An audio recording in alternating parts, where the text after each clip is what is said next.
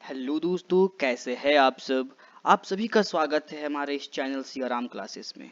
आज हम लोग इस वीडियो के through class 10 science chapter 8 how do organism reproduce के बारे में पढ़ेंगे। तो आइए शुरू करते हैं। सबसे पहले जानेंगे इंट्रोडक्शन टू रिप्रोडक्शन। मतलब कि रिप्रोडक्शन होता क्या है।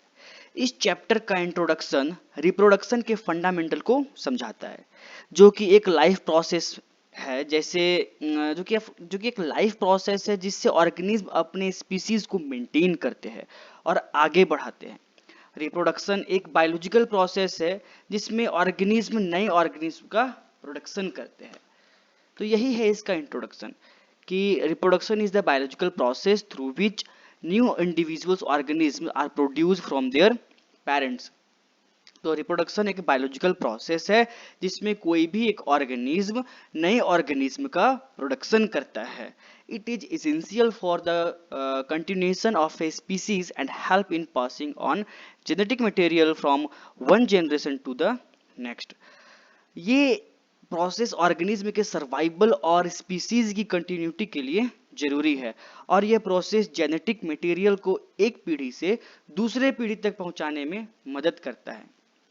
ठीक है, तो जैसे कि हम लोग सबको जानते हैं कि रिप्रोडक्शन के बिना कोई भी स्पीसीज अपने स्पीसीज को मेंटेन नहीं कर सकती है। ठीक है, जैसे कि ये कैट है। ठीक है, अगर ये रिप्रोडक्शन ना करे तो किटन होगा नहीं, और अगर किटन नहीं हुआ तो ये नेक्स्ट जनरेशन इसका मूव नहीं होगा, जिसके कारण ये क्या हो जाएगा, एक्सटिंक्ट हो जाएगा। तो ये इंश्योर करता है कि स्पीसीज एक्सटिंक्ट ना हो। जब एक ऑर्गेनिज्म मर जाता है तो नया ऑर्गेनिज्म उसकी जगह ले लेता है। ठीक है, तो टाइप्स ऑफ रिप्रोडक्शन, कितने तरह के रिप्रोडक्शन है। तो दो तरह के रिप्रोडक्शन है, एक एसेक्सुअल रिप्रोडक्शन और एक सेक्सुअल रिप्रोडक्शन। तो एसेक्सुअल रिप्रोडक्शन क्या होता है। तो asexual reproduction involves a single parent and does not involve the fusion of gametes. Asexual reproduction में एक ही पेरेंट की जरूरत होती है। ठीक है, और एसेक्सुअल रिप्रोडक्शन में गैमेट्स और सेक्स सेल्स का फ्यूजन इन्वॉल्व नहीं होता है। ठीक है, the offspring produced are genetically identical to the parents forming clones. Offspring जो है वो जेनेटिकली आइडेंटिकल होते हैं। ठीक है, मतलब ये कहा जाए कि मतलब जो भी न्यू ऑर्गेनिज्म है जो कि डेवलप हुए हैं, जो कि प्रोड्यूस हुए हैं पेरेंट्स से, वो डिट्टो सेम टू सेम होते हैं अपने पेरेंट्स से। ठीक है, डिट्टो आइडेंटिकल होते हैं। ये जो प्रोसेस है वो सिंपल और फास्ट है, लेकिन इसमें जेनेटिक वेरिएशन नहीं होता है। एग्जाम्पल के तौर पर अमीबा हो गया, हाइड्रा हो गया, और भी बहुत तरह के ऑर्गेनिज्म हैं। तो आई होप एसेक्सुअल ऑर्गेनिज्म आपको समझ आया होगा। एसेक्सुअल ऑर्गेनिज्म वो होता है जिस पर सेक्स सेल का फ्यूजन नहीं होता है। ठीक है, इस पे पेरेंट्स सिर्फ एक होते हैं। ठीक है, और जो नया इंडिविजुअल होता है वो एक तरह से जेरोक्स कॉपी होता है अपने पेरेंट्स का, एकदम आइडेंटिकल होता है। ठीक है, सेक्सुअल रिप्रोडक्शन क्या है। The production of new organism from two parents by making use of their sex cells और gametes is called sexual reproduction. इसमें दो पेरेंट्स की जरूरत होती है, और इसमें सेक्स सेल और गैमेट्स के द्वारा पेरेंट्स एक नए ऑर्गेनिज्म को प्रोड्यूस करता है।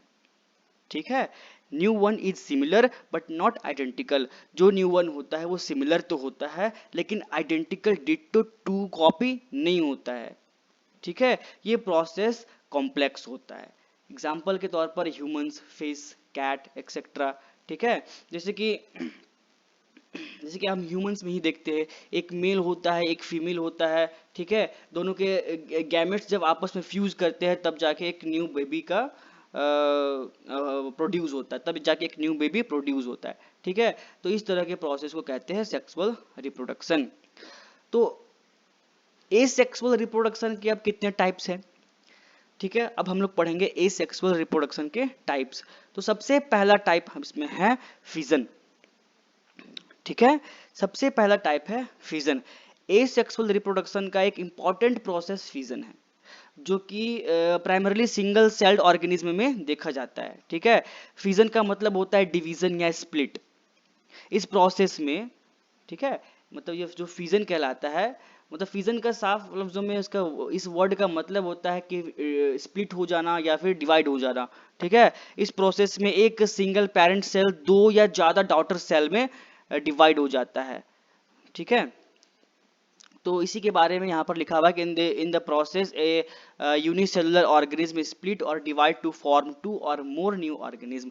मतलब कि एक यूनिसेलुलर ऑर्गेनिज्म जो कि सिंगल सेल ऑर्गेनिज्म है, वो स्प्लिट, वो टूट रहा है या डिवाइड हो रहा है दो या दो से ज्यादा नई ऑर्गेनिज्म में। तो जो वो सेल था, ठीक है, जो वो ऑर्गेनिज्म था, वो टूट कर दो या दो से ज्यादा ऑर्गेनिज्म में डिवाइड हो गया।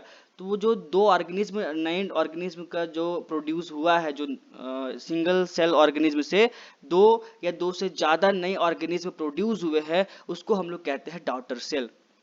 ठीक है, फिजन के कितने टाइप है? तो फिजन के दो टाइप है, एक होता है बाइनरी फिजन, एक होता है मल्टीपल फिजन।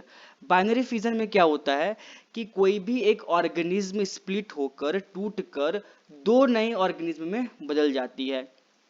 ठीक है, उसको कहते हैं बाइनरी फिजन। मल्टीपल फिजन क्या होता है? नाम से ही समझ आ रहा है कि कोई भी एक पेरेंट्स ऑर्गेनिज्म स्प्लिट होकर या डिवाइड होकर बहुत सारे ऑर्गेनिज्म में बदल जाती है एट द सेम टाइम, उसको कहते हैं मल्टीपल फिजन। ठीक है, एग्जाम्पल की मदद से समझते हैं कि बाइनरी फिजन, ठीक है, amoeba reproduce by binary fission. जैसे कि आप लोग फिगर में देख रहे होंगे, फिगर नंबर ए पर देखिए एक अमीबा है, लेकिन फिगर नंबर ई पर देखिए कि दो अमीबा, इसमें इस एक अमीबा से ये दो नए अमीबा प्रोड्यूस हुए हैं। ठीक है, तो इस प्रोसेस को बोलते हैं हम लोग बाइनरी फिजन।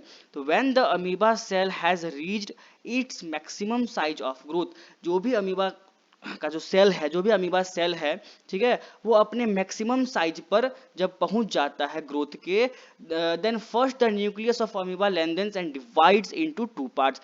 तो उसका जो न्यूक्लियस होता है उस पर खिंचाव होता है, वो हल्का लंबा होता है, और फिर क्या होता है, वो धीरे धीरे दो न्यूक्लियस में टूट जाता है। ठीक है, ये अमीबा है, तो ये बीच वाला पार्ट जो दिख रहा है ना, ये ब्लैक ब्लैक वाला, वो न्यूक्लियस है। धीरे धीरे ये क्या होगा कि ये जो न्यूक्लियस है वो धीरे धीरे दो न्यूक्लियस में टूट जाएगा। ठीक है, after that the cytoplasm of amoeba divide into two parts, one part around each nucleus. जब ये न्यूक्लियस दो हिस्सों में बदल जाएगा, तो जो साइटोप्लाज्म है वो भी धीरे धीरे इस न्यूक्लियस के साथ में स्प्लिट होने लगेंगे, टूटने लगेंगे, और तब जाके ये दो नए डॉटर सेल्स में बदल जाएंगे। ठीक है, एक कंप्लीट अमीबा था जो कि अपने मैक्सिमम साइज ऑफ ग्रोथ में था, अब जाकर वो छोटे छोटे दो नए अमीबा में बदल गया है। नेक्स्ट जब जब ये अपने मैक्सिमम साइज पर पहुंच जाएंगे, तब ये प्रोसेस को फिर कंटिन्यू रखेंगे। ठीक है, ये था हमारा बाइनरी फिजन। नेक्स्ट क्या है हमारा? Multiple fission. मल्टीपल फिजन का डेफिनेशन तो मैंने बता ही दिया क्या होता है, उसका एक एग्जाम्पल भी हम लोग समझ लेते हैं। ठीक है, देखिए मल्टीपल फिजन में क्या होता है ना कि जो भी न्यूक्लियस होता है, ठीक है, बाइनरी फिजन में क्या हो रहा था कि न्यूक्लियस जो था वो दो भाग में बट रहा था, वो दो भाग में टूट रहा था, लेकिन इसमें न्यूक्लियस जो है वो दो भाग में ना टूटकर बहुत सारे भागों में वो स्प्लिट होता है। ठीक है, जब एक ऑर्गेनिज्म जैसे जैसे प्लेनेरिया हो गया या फिर और भी कुछ हो गया, ठीक है, मल्टीपल फिजन के थ्रू रिप्रोड्यूस करता है, तो पहले सेल के न्यूक्लियस मल्टीपल पार्ट्स में डिवाइड होते हैं। जो भी सेल के न्यूक्लियस है वो मल्टीपल पार्ट्स में डिवाइड होते हैं। ठीक है, इसके बाद सेल का छोटा पोर्शन ऑफ साइटोप्लाज्म हर एक न्यूक्लियस के आसपास गैदर हो जाता है। जैसे कि मान के चलिए हम लोग प्लाज्मोडियम को लेकर चल रहे हैं। ठीक है, ये प्लाज्मोडियम है, ठीक है, जो बीच में जो ये दिख रहा है ये पार्ट, फिगर नंबर ए पर देखिए, ये क्या है, इसका न्यूक्लियस है, जो कि बहुत सारे न्यूक्लियस पर धीरे धीरे वो स्प्लिट हो रहा है। ठीक है, इसके बाद क्या हो रहा है कि सेल का छोटा पोर्शन ऑफ साइटोप्लाज्म हर एक न्यूक्लियस के आसपास गैदर हो जा रहा है। तो जैसे कि जो भी न्यूक्लियस स्प्लिट होकर नए न्यूक्लियस बने हैं, छोटे छोटे न्यूक्लियस, उसके उसके अगल बगल इर्द गिर्द क्या हो रहा है, साइटोप्लाज्म क्या हो जा रहा है, गैदर हो जा रहा है। ठीक है, हर एक न्यूक्लियस के अराउंड एक थिन मेम्ब्रेन बन जाती है। ये मेम्ब्रेन न्यूक्लियस और साइटोप्लाज्म को सेपरेट यूनिट बनाती है। ठीक है, हर एक न्यूक्लियस के मतलब ऊपर में मतलब कहा यह जाए कि अगर हर एक न्यूक्लियस और साइटोप्लाज्म के बीच में क्या बन जा रहा है, एक थिन मेम्ब्रेन बन जा रहा है जो कि दोनों को सेपरेट रख रहा है। ठीक है, ठीक है। उसके बाद क्या हो रहा है, ये डॉटर सेल एक प्रोटेक्टिव आउटर कवरिंग या सिस्ट के अंदर होती है। ठीक है, जो भी ये सेल है हमारा, जैसे कि यहाँ पर लिखा हुआ है सिस्ट। ठीक है, ये क्या कर रहा है, ये आउटर लेयर है जो कि कवर करके बचाए हुए है, इसको कवरिंग एक तरह से इसको प्रोटेक्ट कर रहा है, जिसको हम लोग सिस्ट कह रहे हैं। ठीक है, जिसको हम लोग सिस्ट कह रहे हैं। ये मतलब कि अनफेवरेबल इन्वायरमेंट से इसको बचाता है। ठीक है, डॉटर सेल्स को प्रोटेक्ट करता है। जब कंडीशन फेवरेबल हो जाती है, जैसे कि सूटेबल टेम्परेचर या एबिलिटी ऑफ न्यूट्रिएंट्स, तो ये सिस्ट क्या होता है, जो ये सिस्ट क्या होता है, जो आउटर लेयर कवरिंग था वो क्या होता है, वो ब्रेक हो जाता है। ठीक है, और क्या होता है कि जो भी डॉटर सेल्स थे वो सब स्केप हो जाते हैं, मतलब कि बाहर निकल जाते हैं। ठीक है, और हर एक के पास कैपेबल होता है कि वो डेवलप होके फिर से एक न्यू ऑर्गेनिज्म में बदल जाए। ठीक है, तो ये था मल्टीपल फिजन जो कि प्लाज्मोडियम का मैंने डिस्कस किया, जो कि मैंने यहाँ पर मेंशन भी किया हुआ है। ठीक है, कि under favourable condition Plasmodium forms a cyst. ठीक है, कि अनफेवरेबल कंडीशन में क्या होता है, प्लाज्मोडियम जो होता है एक सिस्ट का फॉर्म सिस्ट को बनाता है। ठीक है, this cyst serves as a protective walls around the cell. ये क्या करता है, प्रोटेक्टिव वॉल का काम करता है। Inside the cyst the nucleus of plasmodium cell undergoes multiple division forming numerous smaller nuclei each refer to as daughter nuclei. क्या होता है कि सिस्ट के अंदर जो न्यूक्लियस प्लाज्मोडियम का जो न्यूक्लियस है वो उसमें मल्टीपल डिवीजन्स होते हैं न्यूक्लियस में, और बहुत सारे न्यूक्लियाई बनाते हैं। ठीक है, न्यूक्लियाई बनाते हैं, स्मॉल छोटे छोटे न्यूक्लियस को बनाते हैं, और सबको क्या बोल रहे हैं हम लोग, daughter nucleus. Small portion of cytoplasm gather around each daughter nucleus. जैसा कि मैंने कहा कि जो भी न्यूक्लियस वहां पर बने हैं डॉटर न्यूक्लियस, उसके अराउंड चारों तरफ क्या हो जाते हैं, साइटोप्लाज्म उसको गैदर कर लेते हैं। ठीक है, मतलब कि उसको मतलब एक कहा जाए तो बीच में न्यूक्लियस है, चारों तरफ से साइटोप्लाज्म है उसके। ठीक है, and thin membrane are formed. ठीक है, resulting in many new daughter cells within the yeast. When condition become favorable, the cyst breaks open and the numerous daughter cells are released. जब भी conditions favorable होते हैं तो क्या होता है, cyst break हो जाते हैं, open हो जाते हैं, और numerous of daughter cell released हो जाते हैं. Each of these daughter cells are capable of developing into a new organism. ठीक है, मतलब हर एक जो है न्यूक्लियस जो है, जो भी वहां से रिलीज हुआ है, जो भी सेल रिलीज हुआ है, ठीक है, वो हर एक के पास कैपेबल है कि वो अब नए ऑर्गेनिज्म में बदल जाए। वैसे प्लाज्मोडियम होता क्या है ये आप सभी को पता होना चाहिए कि प्लाज्मोडियम जो होता है कि प्रोटोजोवन पैरासाइट होता है जिससे मलेरिया फैलता है। ठीक है, और ये इसको कैरी कौन करता है, तो मादा मच्छर के काटने के बाद ही मलेरिया होता है। ठीक है, तो इस प्लाज्मोडियम को कैरी करता है मादा मच्छर, जिसके कारण मलेरिया होता है। ठीक है, आई होप ये फिजन कंप्लीट आप लोगों को समझ आ गया होगा कि फिजन होता क्या है। ठीक है, ना हम लोग अब आगे बढ़ते हैं फ्रेगमेंटेशन में। ठीक है, फ्रेगमेंटेशन क्या होता है कि फ्रेगमेंटेशन एक ऐसा रिप्रोडक्शन मेथड है जिसमें एक ऑर्गेनिज्म अपने बॉडी को छोटे पार्ट्स में तोड़ देता है और हर पार्ट से एक नया ऑर्गेनिज्म बन जाता है। ये मेनली सिंपल ऑर्गेनिज्म जैसे कि certain type of plants, algae और फंगी में देखा जाता है। ठीक है, तो fragmentation is a type of asexual reproduction in which an organism breaks into two or more fragments. Each fragments then develop into new organism that is identical to the parents.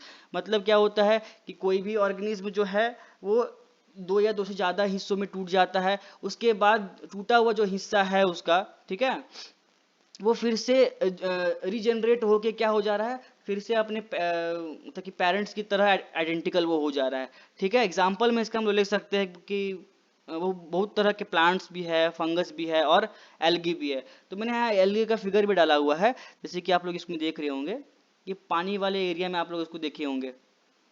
ठीक है, ये एल्गी मतलब कि some algae like spirogyra reproduce through fragmentation. ठीक है, spirogyra just like a algae. ठीक है, जो मैंने फिगर यहाँ पर अटैच कर रखा है, ये स्पायरोगायरा है जो कि फ्रेगमेंटेशंस के थ्रू से रिप्रोड्यूस करते हैं। ठीक है, व्हेन द मतलब कि जब भी एल्गी जो है, जब भी फिलामेंट जो है एल्गी का, ठीक है, वो ब्रेक करता है इनटू मेनी पीसेस में, तो हर एक पीस के पास ये कैपेसिटी होता है ये कि वो एक नया इंडिविजुअल में चेंज हो जाए। ठीक है, जैसे कि फिगर की मदद से आप लोग यहाँ अच्छे से समझ सकते हैं कि ग्रीन एल्गी जैसे स्पायरोगारा जो है वो रिप्रोड्यूस हो रहा है by the help of fragmentation. ठीक है, सबसे पहले क्या होता है कि सबसे पहले ऑर्गेनिज्म का बॉडी किसी भी रीजन से डैमेज या फिर मतलब कि ब्रेक हो जाता है। ठीक है, जैसे कि ये स्पायरोगायरा का ये क्या है, एक फिलामेंट है। ठीक है, जब ये टूटता है, जैसे कि यहाँ 3 हिस्सों में टूटा है, 1 2 और 3। ठीक है, उसके बाद क्या होगा, ये तीनों के पास अपना कैपेसिटी होगा कि फिर से ये रीजनरेट करके ऐसा ही एक मैच्योर स्पायरोगायरा बन जाए। ठीक है, इसी को बोलते हैं फ्रेगमेंटेशन। ठीक है, तो सबसे पहले क्या होता है कि ये ब्रेक होते हैं, स्प्लिट होते हैं, और स्प्लिट होने का कारण कुछ भी हो सकता है, नेचुरल काउजेस हो सकते हैं लाइक वेव एक्शन और ड्यू टू इंजरी। ठीक है, उसके बाद क्या होता है कि हर ब्रोकन पीस के पास एक स्पेसिफिक सेल होता है जो रीजनरेट करके न्यू ऑर्गेनिज्म की बॉडी बनाते हैं। ठीक है, और और ये नए ऑर्गेनिज्म फुल ग्रोन और इंडिपेंडेंट बन जाते हैं और ओरिजिनल ऑर्गेनिज्म की तरह फंक्शन करते हैं। ठीक है, जैसे कि यहाँ मैंने एक नोट में लिखा है, the main difference between the fission and fragmentation is that in fission a unicellular organism breaks up to form two or more daughter organism, whereas in fragmentation a multicellular organism breaks up to form two or more daughter organism। मतलब कि जो fusion और fragmentation में जो basic difference है वो क्या है कि फ्यूजन जो हो रहा है वो यूनिसेलुलर ऑर्गेनिज्म में हो रहा है, मतलब जो सिंगल सेल ऑर्गेनिज्म है उसमें वो हो रहा है फ्यूजन, लेकिन जो फ्रेगमेंटेशन है वो मल्टी सेलुलर ऑर्गेनिज्म में हो रहा है। आई होप आप लोगों को ये समझ आ रहा होगा। ठीक है, तो नेक्स्ट हम लोग आगे बढ़ते हैं। इसका तीसरा टाइप्स जो एसेक्सुअल रिप्रोडक्शन है, उसका तीसरा टाइप जो कि है रीजनरेशन। ठीक है, तो रीजनरेशन एक प्रोसेस है जिसमें एक ऑर्गेनिज्म अपने खोए हुए या डैमेज पार्ट को फिर से ग्रो कर लेता है। ठीक है, यानी कि रिपेयर कर लेता है। ये प्रोसेस कुछ मतलब ये प्रोसेस कुछ ऑर्गेनिज्म के रिप्रोडक्शन का भी एक तरीका हो सकता है। ठीक है, रीजनरेशन का बेसिक कॉन्सेप्ट यह है कि ऑर्गेनिज्म के पास ऐसे सेल होते हैं जो नई टिश्यू और ऑर्गन्स बनाने की एबिलिटी रखते हैं। ठीक है, जैसे कि इसके एग्जांपल से आप ज़्यादा अच्छे से समझ सकते हैं, जैसे कि लिजर्ड हो गया या स्टारफिश हो गया या प्लेनेरिया हो गया। ये सब में क्या एबिलिटी होती है ना कि अगर ये डैमेज हो जाते हैं कहीं से, अगर ये कहीं से कट लग जाए, कहीं से टूट जाए, ठीक है, तो क्या होता है ये फिर से उस ऑर्गन को, उस बॉडी पार्ट को रीजनरेट कर देते हैं। ठीक है, तो डेफिनेशन में इसमें लिखा है मैंने कि if organism is somehow cut और broken into many pieces, each pieces grows into a complete organism. कोई भी ऑर्गेनिज्म जो है अगर उसकी में कट लग जाए या टूट जाए, ठीक है, वो डिवाइड हो जाए, तो वो फिर से उस पार्ट को ग्रो कर लेते हैं। जैसे कि प्लेनेरिया का मैंने यहाँ पर फिगर भी डाला है कि एक जो प्लेनेरिया है यहाँ पर, ठीक है, वो 3 हिस्सों में टूट गया, ब्रेक हो गया है। ठीक है, और तीनों हिस्सों से एक नया नया प्लेनेरिया फिर से वो रीजनरेट हो गया है। ठीक है, इसी तरह से स्टारफिश हो गया, लिजर्ड हो गया। ठीक है, तो ये प्लेनेरिया क्या होता है ना कि ये एक type of A flat worm है, ये पानी के ऊपर आपको मतलब ये पानी के ऊपर पाया जाता है। ठीक है, एक तरह का मतलब फ्लैट वर्म है प्लेनेरिया। ठीक है, और भी एग्जांपल्स मैंने लिखा है यहाँ पर, स्टारफिश या लिजर्ड वगैरह। ठीक है, तो जैसे कि लिजर्ड अपनी टेल्स को रीजनरेट कर लेते हैं, सबको पता है। तो इसका प्रोसेस भी मैंने बता ही दिया कि जब किसी ऑर्गेनिज्म का पार्ट डैमेज हो जाता है, ठीक है, तो उस जगह पे एक special type of cell active हो जाते हैं। ठीक है, ये स्पेशल सेल रैपिडली डिवाइड करते हैं और नए टिश्यू और ऑर्गन बनाते हैं। ये सेल स्पेसिफिक टाइप के होते हैं जो रीजनरेशन के लिए जरूरी है।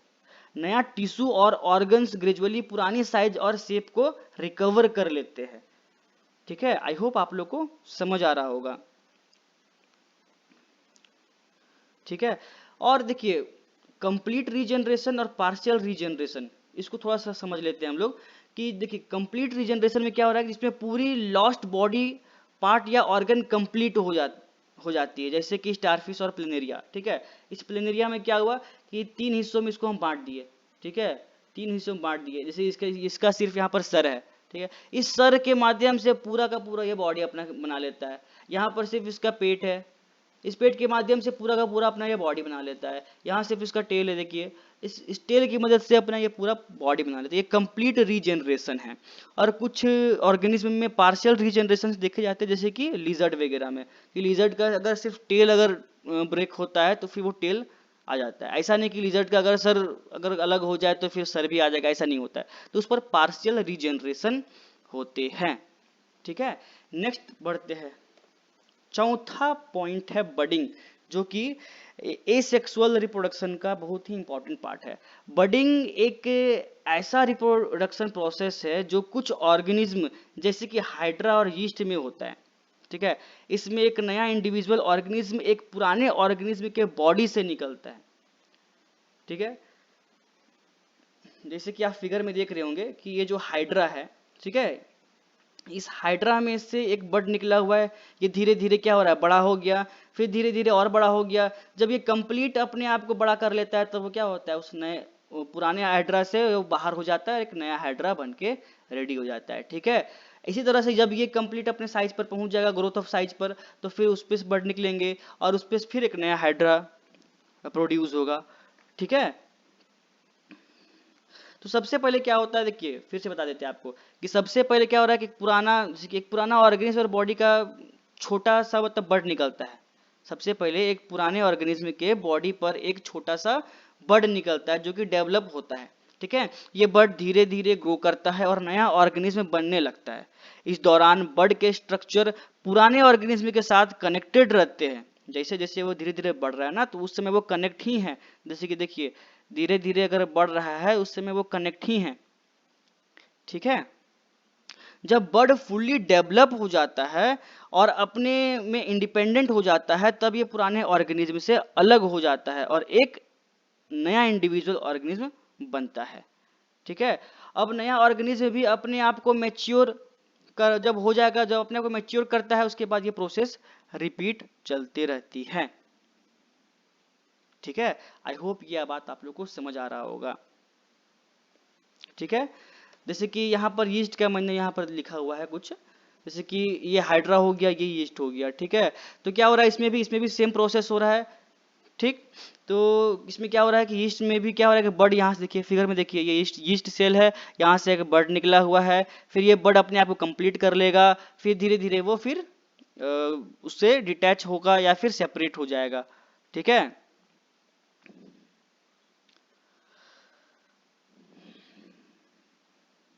ठीक है, नेक्स्ट हम लोग बढ़ते हैं आगे। Vegetative propagation.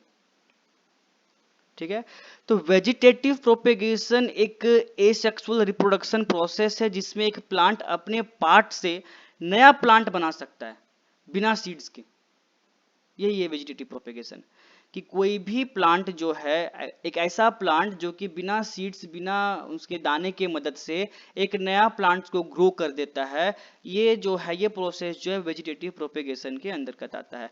और अपने वो बॉडी पार्ट जैसे कि रूट से, स्टीम से, लीव से एक नया पार्ट वो एक नया प्लांट वो बना रहा है। ठीक है, वही है वेजिटेटिव प्रोपेगेशन। तो in vegetative propagation new plants are obtained from the parts of old plants like stem, root and leave, जैसा कि मैंने अभी आपको कहा, without the help of any reproductive organs. इसका एग्जाम्पल भी हम लोग देख लेते हैं, जैसे कि स्वीट पोटैटो बाय रूट।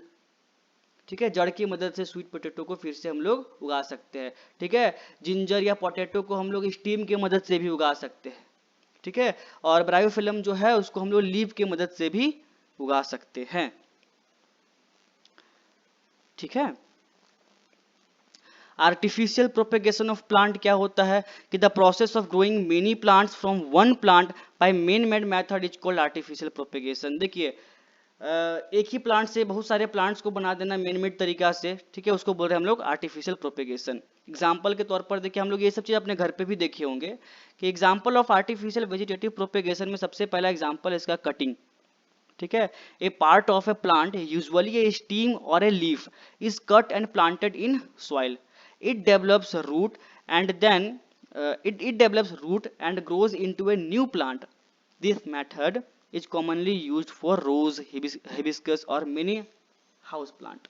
ठीक है, सबसे पहले हम क्या करते हैं कि कोई भी एक प्लांट है, कोई भी नहीं, कुछ पर्टिकुलर नॉर्मल कुछ पर्टिकुलर प्लांट्स होते हैं जिसको हम लोग कटिंग कर देते हैं। ठीक है, चाहे उसका स्टीम को कटिंग करें या किसी किसी में उसके लीव को कटिंग करके उसको जमीन में गाड़ देते हैं और उसमें क्या करते हैं, पानी उनी दे देते हैं फिर से, और वहां से एक नया प्लांट फिर उसी से निकल आता है। ठीक है, ये हम लोग घर में जरूर कभी ना कभी किए होंगे। रोज जो गुलाब का फूल होता है, उसका जो डंटा, उसका जो स्टीम होता है, उसकी जो टहनी होती है, उसको हम लोग तोड़ लेते हैं, उसी को फिर रोप देते हैं, उससे फिर वहाँ क्या होता है, फिर एक नया गुलाब का फूल निकल आता है। ठीक है, तो उसको बोलते हैं हम लोग कटिंग। दूसरा क्या है, लेयरिंग। इसमें प्लांट के स्टीम को सॉइल में प्रेस करके और कवर करके नए रूट्स डेवलप किए जाते हैं। ठीक है, जैसे कि हम लोग इसमें मनी प्लांट और जैस्मिन को भी हम लोग इसको कंसिडर कर सकते हैं कि उसमें भी ऐसा होता है। ठीक है, क्या हो रहा है इसमें कि जैसे कि फिगर में देखिए, जैसे कि ये एक प्लांट है, उसका जो एक स्टीम है, ठीक है, उसमें क्या कर रहे हैं, उसको हम लोग जमीन के नीचे उसको गाड़ दे रहे हैं, इधर से फिर निकाल दे रहे हैं, बस इतना सा पोर्शन को जमीन के नीचे गाड़े हैं। ये जब जैसे जमीन के नीचे गाड़ेंगे फिर कुछ दिनों बाद से ना यहीं से क्या होगा, जड़ निकलने लगेगा। देखिए यहाँ पर भी इसको क्या किए, जमीन के अंदर में दबा दिए है, तो यहाँ से भी जड़ निकलने लगा है। ठीक है, फिर क्या करेंगे, यहाँ से इस पोर्शन को काट लेंगे, फिर ये अलग पेड़, ये एक अलग पौधा बन गया हमारा, ये भी अलग पौधा बन गया हमारा। तो यही होता है लेयरिंग। ठीक है, कि उसका कुछ मतलब उसका स्टीम को सॉइल के अंदर क्या करेंगे, दबा देंगे, फिर कुछ दिन में वहां से रूट्स निकल आएंगे, फिर यहाँ से कटिंग करके इसको फिर से अच्छे से लगा सकते हैं हम लोग सॉइल में। ठीक है, तो एक पौधा से ये सब अलग अलग पौधा बन रहा है, इसी को बोलते हैं लेयरिंग। ठीक है, ग्राफ्टिंग क्या होता है? तो इस मेथड में एक प्लांट के स्टीम को दूसरे प्लांट के स्टीम के साथ ज्वाइन किया जाता है। ठीक है, सपोज कीजिए कि मतलब कि दो अलग अलग प्लांट्स है, ठीक है, और उसको एक प्लांट बना दिया गया है। जैसे कि सपोज कीजिए नीचे वाला कुछ और प्लांट है, फिगर में देखिए नीचे वाला कुछ और प्लांट है, ऊपर वाला कुछ और प्लांट है। ठीक है, लेकिन ये लोग दोनों को क्या किया है, एक अच्छे से दोनों को कटिंग करके एक दूसरे के साथ में जोड़ दिया गया है, ऊपर से फिर वार्प कर दिया गया है। ठीक है, और जो फल निकलेगा वो फिर क्या होगा, दोनों तरह का होगा, या फिर फूल जो निकलेगा वो क्या होगा, दोनों तरह का होगा। इसी प्रोसेस को बोलते हैं ग्राफ्टिंग। ठीक है, तो डेफिनेशन भी देख सकते हैं कि स्टीम और a bud from one plant is joint to the rooted part of another plant, the two plants grow together as one. जो दो प्लांट्स है वो एक ही प्लांट्स के रूप में उगेंगे। This method is often used in fruit trees like apple and roses. ठीक है, आई होप ये बात आपको समझ आई होगी। देखिए, तो इस तरह का जो चीज़ है ना, उसका बहुत सारे एडवांटेजेस भी है और डिसएडवांटेजेस भी है। तो जैसे कि इसमें क्या होता है कि नए प्लांट्स जल्दी से हम लोग ग्रो कर सकते हैं। ठीक है, जो भी नए प्लांट्स होंगे उसमें जेनेटिकली आइडेंटिकल होंगे, मतलब जो भी पुराने प्लांट्स का वो जेनेटिकली आइडेंटिकल होंगे। ठीक है, और इस पर कोई भी सीड्स का रिक्वायरमेंट नहीं है, सीड्स का इसमें कोई तरह का रिक्वायरमेंट नहीं है, एक ही पौधा से बहुत सारे पौधा बन जा रहे हैं। ठीक है, तो नेक्स्ट बढ़ते हैं हम लोग छठा पॉइंट ए सेक्सुअल रिप्रोडक्शन का, जो कि है स्पोर फॉर्मेशन। जो कि है spore formation. In this formation the parent plants produce hundreds of microscopic reproductive unit called spores. देखिए, इस पर क्या हो रहा है ना कि स्पोर्स एक छोटी छोटी रिप्रोडक्टिव सेल होती है जो कि बिना फर्टिलाइजेशन के नए ऑर्गेनिज्म में डेवलप हो सकती है। ये जनरली सिंगल सेल्ड होती है और सही कंडीशन मिलने पर, मतलब कि अगर सही फेवरेबल कंडीशन अगर मिलता है तो नए इंडिविजुअल में बदल जाती है। ठीक है, ठीक है, जैसे कि यहाँ पर आप लोग देख रहे होंगे कि मतलब ये हो गया, मान के चलिए स्पोर्स हो गए। देखिए ये जो क्या है, जो बीच में आप देख रहे हैं ना स्पोंजिया के अंदर में जो ये पार्ट्स दिख रहा है आपको, ये सब स्पोर्स है। ठीक है, ये सब क्या है, स्पोर्स है। जब ये स्पोंजिया जो होता है ब्रस्ट होता है, ब्रेक होता है, तो ये स्पोर्स ना निकल जाती है और हवाओं के साथ में बहती है, बहुत ही लाइट होती है, बहुत ही हल्की होती है, हवाओं के साथ में बहती है। और जहाँ पर ये ड्रॉप होगी, चाहे वो सॉइल हो या फिर कहीं फूड हो, ठीक है, वहाँ पर ये अपने आप को, अगर फेवरेबल कंडीशन मिला तो फिर से अपने आप को वो जनरेट कर लेगी, ठीक है। मतलब ये ज़्यादातर देखा जाता है फंगस वगैरह में, ठीक है, फंगस वगैरह में ये चीज पाया जाता है। तो when the spore case of a plant burst then the spore spread into air, जब भी जो स्पोर केस होता है, ठीक है, वो ब्रस्ट करता है तो स्पोर जो होता है वो स्प्रेड हो जाता है हवा में। When these air borne spores land on food or soils under favorable conditions like damp and warm condition, they germinates and produce new plants, ठीक है। जब भी जो स्पोर केस है वो ब्रस्ट कर रहा है, तो जो स्पोर्स है वो हवा में स्प्रेड हो गई, ठीक है, और ये बहुत ही हल्की होती है, जो नॉर्मल हवा के साथ में ये बहती जाती है। और जहां पर ये ड्रॉप होगी, चाहे वो फूड हो चाहे फिर वो सॉइल हो, और फेवरेबल कंडीशन अगर मिलेगा तो ये फिर से जनरेट हो जाएगी, ठीक है। जैसे कि आप लोग ब्रेड वगैरह में भी देखते होंगे जो फंगस वगैरह लग जाता है, ठीक है। देखिए फिगर में देख रहे होंगे ना, ये सब जो ये जो फिगर दिख रहा है आपको, यही है स्पोर्स वगैरह, ठीक है, जो ब्लैक ब्लैक स्पॉट दिख रहा होगा आपको, ठीक है। Most of fungi like rhizopus, ठीक है, mucor bacteria and non flowering plants such as ferns and moss reproduce by this methods, ठीक है। तो इस मेथड्स की मदद से बहुत सारे फंगस है, बैक्टीरिया है और नॉन फ्लावरिंग प्लांट्स जैसे कि फर्न्स और मोस है, ठीक है, ये सब रिप्रोड्यूस करते हैं इसी मेथड से, ठीक है। जैसे कि ये हमारा जो फिगर दिख रहा है ना, ये जो क्या है, ये फर्न प्लांट का एक मतलब कह सकते हैं, फर्न प्लांट जो है ना, जैसे कि यहाँ पर जो दिख रहा है छोटा छोटा पॉइंट, जो डार्क स्पॉट्स दिख रहे हैं वही स्पोर्स है, वो ब्रस्ट करेंगे, वो रिलीज हो जाएगा वहां से, फिर जहां पर वो मिट्टी में गिरेगा या फिर जहां मिट्टी में वो ड्रॉप करेगा वहां फेवरेबल कंडीशन मिलेगा, तो फिर से वहां से वो जनरेट हो मतलब जर्मिनेट हो जाएंगे, ठीक है। तो आई होप ये चीज आप लोग को समझ आया होगा, ठीक है। तो आज यहीं पर ख़त्म करते हैं। आज हम लोग ने इस चैप्टर का एक पार्ट पूरा ख़त्म कर दिया है, जो कि था ए सेक्सुअल। तो जो भी रिप्रोडक्शन का दो पार्ट है हमारा, सेक्सुअल और ए सेक्सुअल, तो आज हमने ए सेक्सुअल को पूरी तरह से कंप्लीट कर दिया है। नेक्स्ट पार्ट में सेक्सुअल को हम लोग पूरी तरह से कंप्लीट कर देंगे। तो आज के लिए इतना ही, धन्यवाद, thank you so much. I hope आप लोग को पसंद आया होगा। Thank you.